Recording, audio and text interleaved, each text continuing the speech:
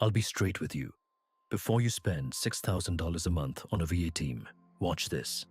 I spent 3 weeks testing this and replaced 4 VA roles with 4 AI tools for $414 total. Motion auto schedules my tasks for $20 a month. G2 rates it 4.1 out of 5. But its mobile app scores only 2.7. Chatbase trained a support bot on my docs in about 12 minutes. Standard plan, $150 a month, 10,000 credits.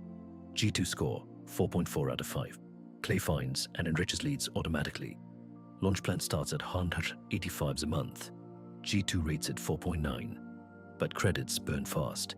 I blew through mine in 9 days. Comment which task eats most of your time. Lindy handles email triage and meeting prep, plus plan. Just $14.99 a month. But Trustpilot rates it only 2.4 out of 5.